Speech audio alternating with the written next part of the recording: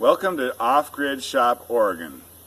On this channel, you'll find semi-manly stuff like cleaning your kitchen with power tools, life hacks that involve welding, maybe a Ford truck, maybe a mini bike.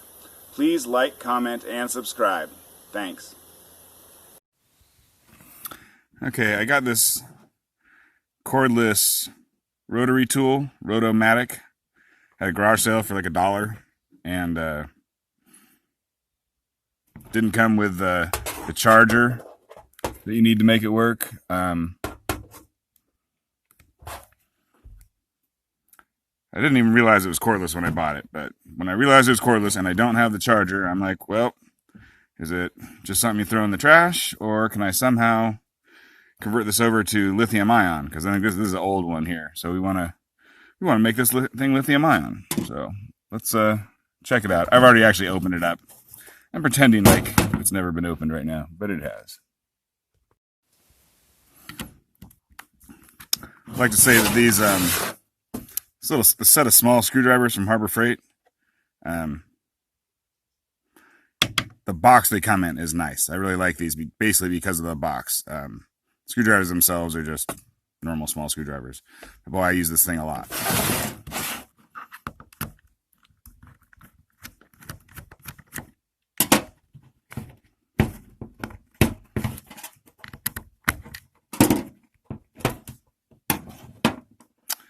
Alright, here's what we got.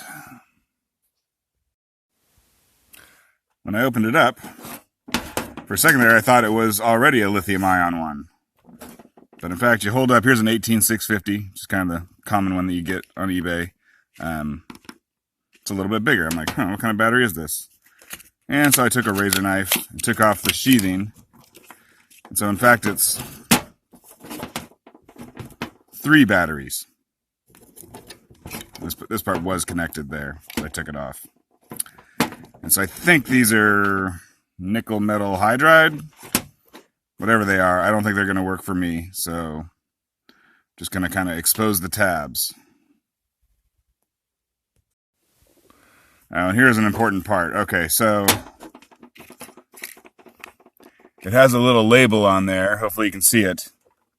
That says 3.6 volts. NO 10,000 per minute. So I think that's RPMs. But when I saw 3.6 volts, like that is basically the same as a lithium-ion battery, because these things are 3.7 volts. So when I saw that, I was like, sweet.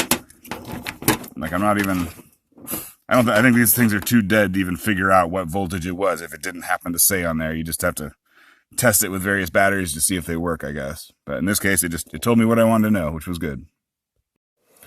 And I'm going to pry off these tabs that go to the batteries. So now, basically, I just need to get a negative going to there, and a positive going to here, and then hopefully the thing will work. Now, see, this thing fits in there perfectly. That one's kind of loose and not as long, so we're going to have to jimmy rig something there, obviously. I'll probably just leave this little charging thing on there and then just never use it. Alright, I want to make sure this battery will work before I go too far, so I'm going to turn on the power switch there, and let's just hold this stuff to the battery for now. So there's the minus. And there's the plus. Doesn't sound like it's got a lot of power, but it's on. Okay, I've selected a hole saw. It's about the size of the inside diameter of this rotary tool. And I got it out of my Harbor Freight hole saw kit, which, it works pretty good. I usually use it on wood. I'm going to do a little metal on here. We'll see if it works on metal good or not. Alright, I don't want holes in the center of the metal that I'm going to cut. So I need to make something out of wood here that will kind of hold the metal still without having the center bit keeping everything oriented correctly.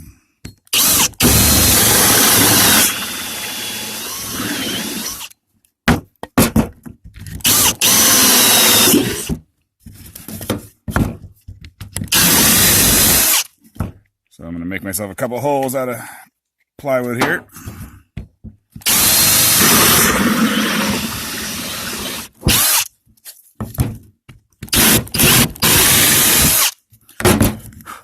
And I can use those as guides for when I drill the metal.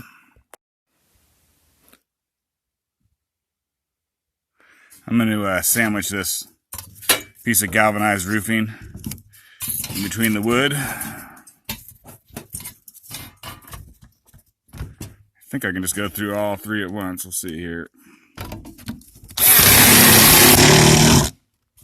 Yep, impacts. Gotta love them.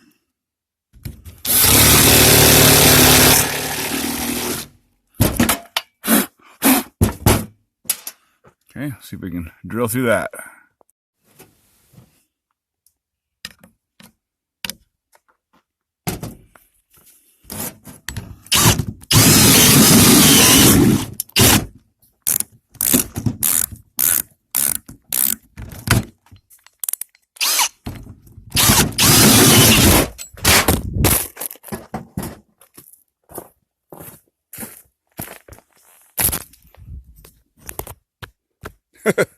Whoops.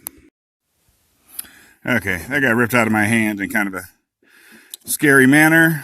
So I went and put it in my vise and cut them off camera. But there you go, you can see, here's the one that ripped. It just ripped a chunk off the side there, and it's no longer a circle. But anyways, these things work pretty good. Put them in there like that. And you can close it on them, but just barely, so the thing is nice and tight. I think those are going to work. If I can just figure out how to attach stuff to them. Okay, I realize I don't need this charging port at all, and that it'll be easy. If I cut it off, it won't affect anything. It's not in series with it, so I'm just going to cut off this little charging guy here, make it simpler on me. So there, now that's all I have to do is get those two heated up. Alright, I did some experimenting, and it seems like I can solder to steel better than I can the galvanized zinc coating. So I'm just going to take a file and remove some of the zinc, or enough of the zinc that I can get to the steel below it. You can see it there, but it is coming off. It comes off easy. Compared to steel, zinc's real soft. I think I want one side for the spring that way, and then I think I want it, let's see. I think I want some of this zinc coating removed on the other side as well, just in case. Attached to the back.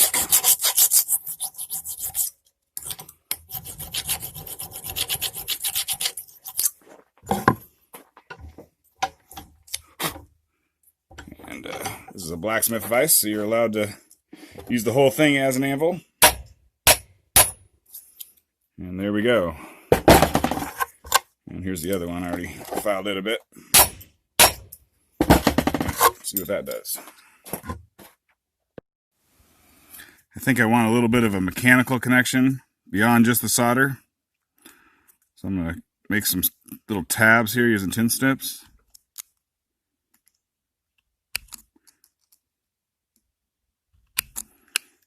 I'm going to bend them over here with some needle nose.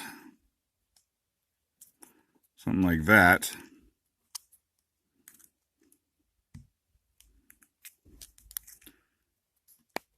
Crush it nice and tight.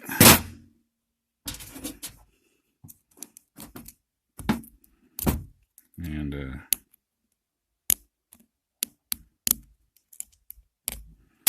whatever. I guess we'll need a knife. Here's a knife. A knife to be able to open this sucker back up. It looks like I only needed to actually cut the tin snips in that far. Oh well.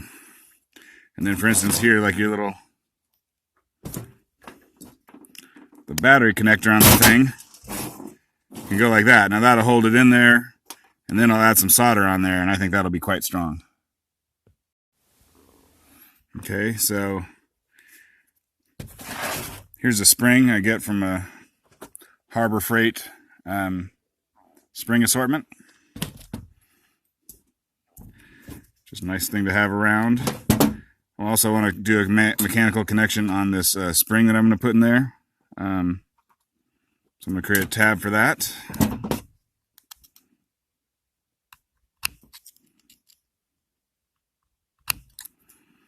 I don't think I need... I'm not sure if I need this whole tab or not. We'll just go for it here. Turn it over, smash it down.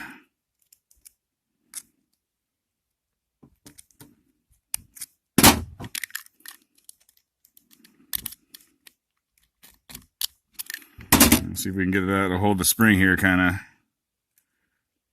It's kind of a flat part to each end of the spring, so I'm going to try and grab on that, not the angled parts.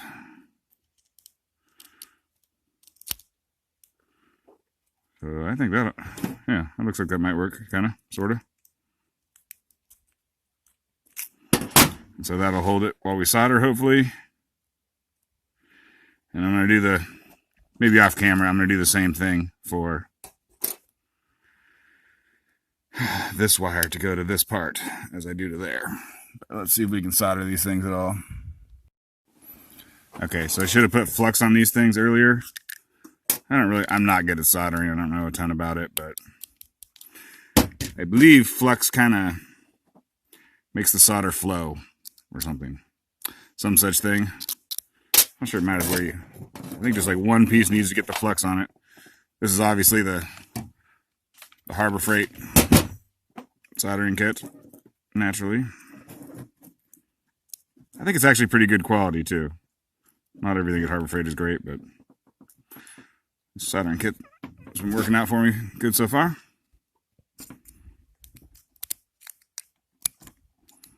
Yeah, so now there should be some flux in there. Hopefully it'll get in there.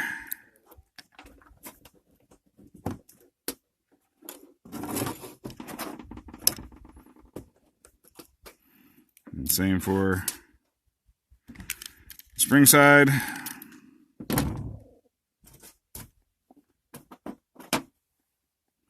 I don't know how much flux you do. I don't think you need a total ton, but I'm not sure.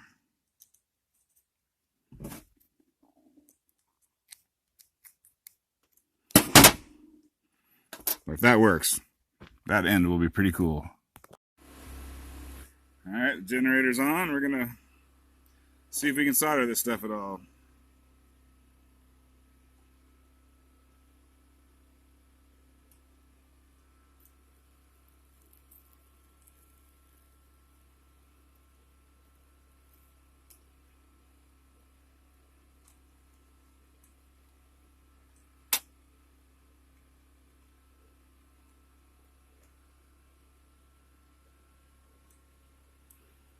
See if that holds. I think it's only on the top part, but that might be okay.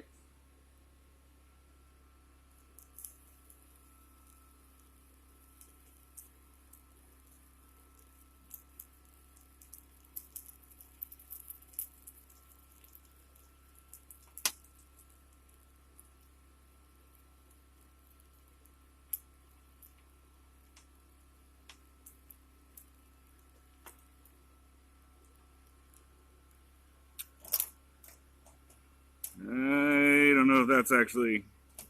It sticks to the spring better than it does the other stuff.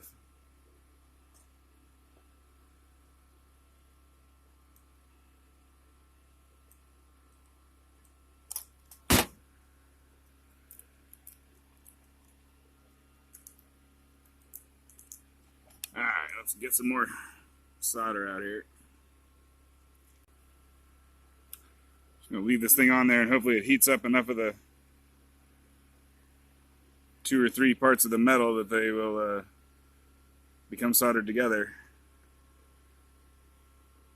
I tried doing it with a propane torch and that was too powerful, so I guess right now wish I had something in between.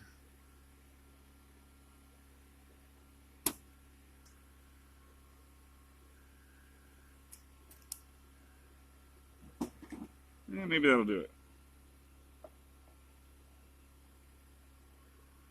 It's hot, but yeah, I think that's on there. At least good enough. If it breaks off, I guess I'll just fix it. Okay, well, I got the things kind of attached now. I'll see if we can put this sucker together and see if it works. This one is the one I didn't chew up with the hole saw, and it makes a pretty good fit and kind of holds itself there. And then luckily I had that tab there, otherwise I'd have no way to run the wire past it, but that tab is there, so I ran the wire past it. This other one does not just sit where you want it to sit, but you know, it kind of flops around. But I'm going to try and see if with the battery in there how much better it is. Let's see here. Okay.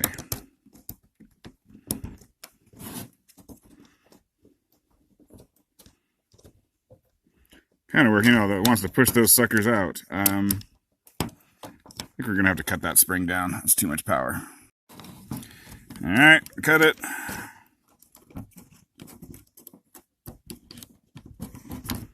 So that kind of works. Let's see here. See if it turns on. It does turn on.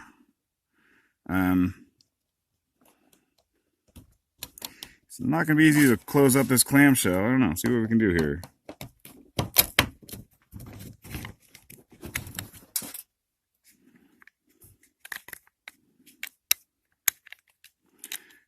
I think I'm going to just mess around with it using the needle nose pliers off screen.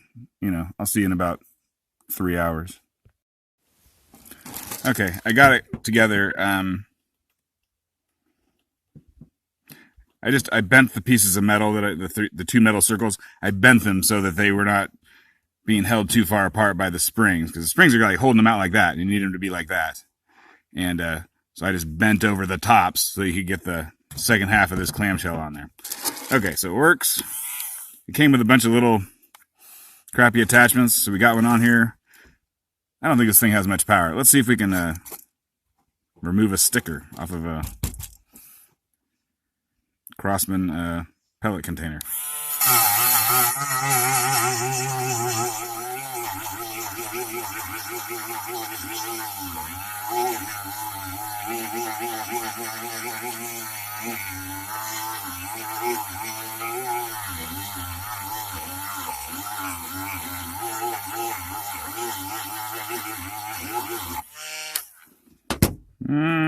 Doesn't have a lot of power, obviously.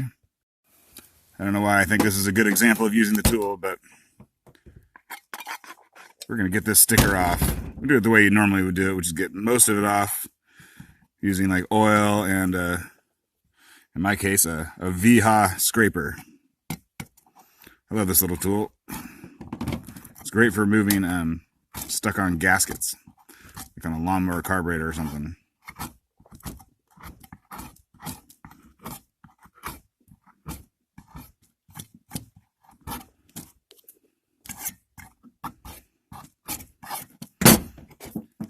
Yeah, unfortunately, that took it all off as is, but we're going to use this thing to clean it up anyways.